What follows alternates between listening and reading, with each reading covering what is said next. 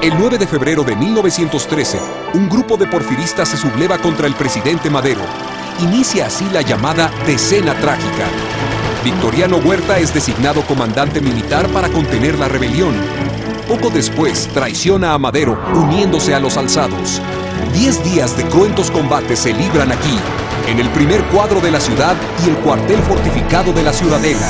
Bajo los auspicios del embajador norteamericano, Henry Lane Wilson, se firma el 18 de febrero el llamado Pacto de la Ciudadela, que desconoce el gobierno de Madero y designa a Huerta como presidente interino. Madero y el vicepresidente José María Pino Suárez serán asesinados el día 22 a las afueras de la antigua cárcel de Lecumberri. La muerte de Madero avivaría la llama de la revolución.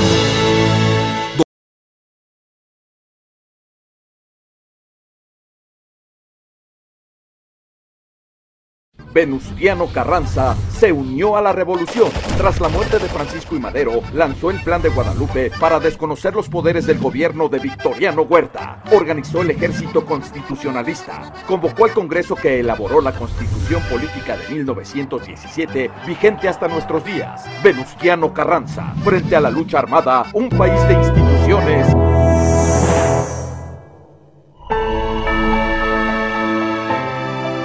Tras la caída del gobierno de Francisco I. Madero, en la que participa Victoriano Huerta, el gobernador de Coahuila, Venustiano Carranza, se levanta en armas.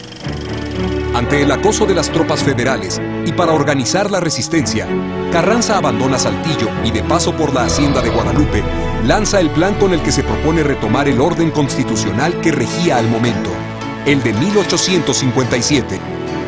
El Plan de Guadalupe desconoce al gobierno de Huerta y los poderes federales.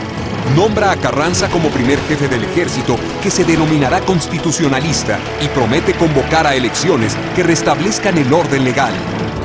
Con el Plan de Guadalupe, la revolución retoma su curso.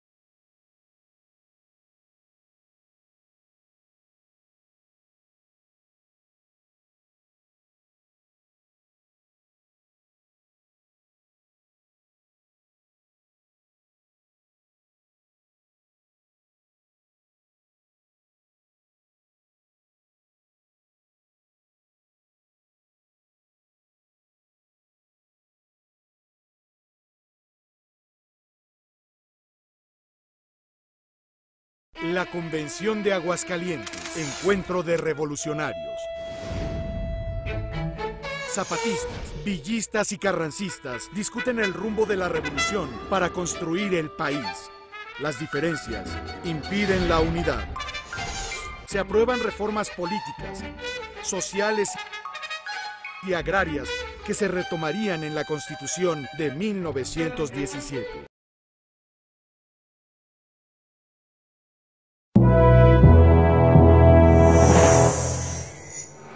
En 1916, al decidirse la lucha en su favor, Venustiano Carranza convocó a elecciones para integrar un Congreso Constituyente y presentar su proyecto de reformas a la Constitución de 1857. En Querétaro se reunieron diputados de casi todo el país para discutir, modificar y hacer adiciones al proyecto presentado para ajustarlo a la nueva realidad social de México. Al finalizar los trabajos, los artículos 3, 123 y 27 eran muestra palpable de los ideales de la Revolución Mexicana, al expresar considerables avances en cuanto a educación, trabajo y soberanía territorial.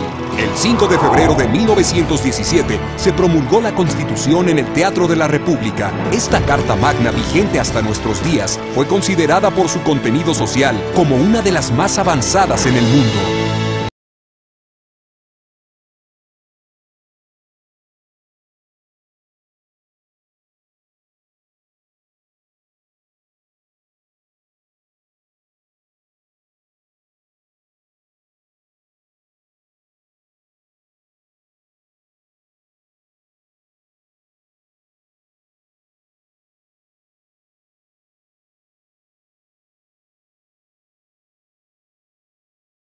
Calles notó que realmente era lo suyo gobernar y decide quedarse en el poder, pero sabiendo lo que le había pasado a Juárez, Tejada, Díaz, o lo que él le había hecho a Obregón, decide cambiar de táctica. En vez de tomar el poder directamente, mejor gobierna detrás de los presidentes y funda su partido, el PNR, ahora PRI. Emilio Portes Gil rindió protesta como presidente provisional en 1928 para llamar a elecciones extraordinarias el 17 de noviembre de 1929. Durante estas elecciones, Ortiz Rubio se enfrentó a José Vasconcelos. Esta elección fue un escandaloso fraude, donde salieron a relucir las ametralladoras, el robo de urnas, la intimidación y asesinato de los partidarios del candidato. Ortiz Rubio obtuvo el triunfo sobre su oponente, José Vasconcelos, quien valientemente huyó del país y se refugió en Francia.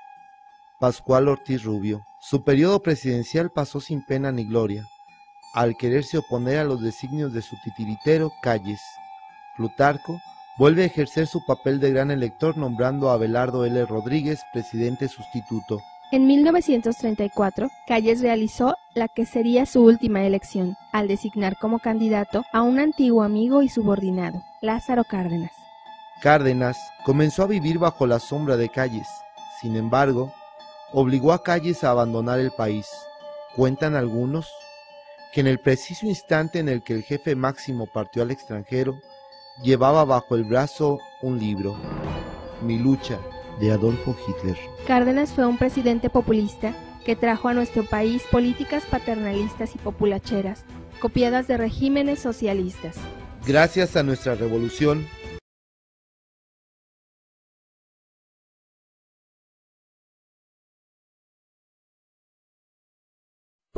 El milagro mexicano. A partir de 1940, México inició una etapa llamada el milagro mexicano, la cual se caracterizó por ser un crecimiento sostenido y fue el cambio hacia una formación de una nación moderna e industrializada. El tema tratado el día de hoy se titula como el milagro mexicano, del cual nos hablará la señorita Delta Daniela. Señorita, ¿puede comenzar diciéndonos a partir de qué suceso fue que se dio el llamado milagro mexicano? Bueno, como todos sabemos, la Segunda Guerra Mundial dio un gran estímulo al crecimiento de la economía mexicana. De 1940 a 1956 se da en México un periodo de crecimiento basado en el dinamismo del sector primario. ¿Y cómo podemos definir este desarrollo? Esto se define como crecimiento sin desarrollo, ya que el número de industrias del país aumentó, pero sin la base sólida que es la libre competencia, pues esto le permitiría desarrollarse económicamente. ¿Y durante este periodo quién ocupaba la presidencia en México? Manuel Ávila Camacho se desempeñó como presidente de los Estados Unidos mexicanos del 1 de diciembre de 1940 al 30 de noviembre de 1946, quien produjo una estabilidad política y un crecimiento económico en el Producto Interno Bruto. ¿Y qué promedio tuvo la tasa de crecimiento del PIB? Bueno, este alcanzó entre 1947 y 1952 un promedio anual del 5.7%, con un crecimiento de la energía eléctrica y el petróleo, y también de la industria manufacturera y de construcción. ¿Y en qué estuvo basada la economía de México? Este estuvo basado en el dinamismo del sector industrial, contrayendo la estabilidad de precios y ajustándose a los problemas productivos y financieros por los que pasó el país. ¿Y cuál fue la causa por la que las empresas sin competitividad en el exterior tuvieron un desarrollo notorio? Bueno, la principal causa fue el crecimiento industrial en el periodo de 1940 a 1970, que mantuvo un ritmo de crecimiento sostenido, aunque basado en el mercado cautivo que le proporcionaba la política proteccionista diseñada por el Estado. ¿Y el crecimiento de sus empresas qué tuvo como consecuencia? Bueno, esto les impidió consolidarse a través de la exportación hacia mercados extranjeros, pues esto les impedía la creación de una verdadera industrialización moderna e independiente que contribuyera con el desarrollo social del México posrevolucionario. Y en la actualidad, ¿cuáles son los problemas que el Producto Interno Bruto hace que no crezca en el país? Es que mucho del capital invertido en nuestro país es extranjero. Es capital especulativo que entra en la Bolsa Mexicana de Valores. Otro factor que interviene es la acumulación de la riqueza mexicana, que está en menos de 40 corporativos que cotizan en la BM.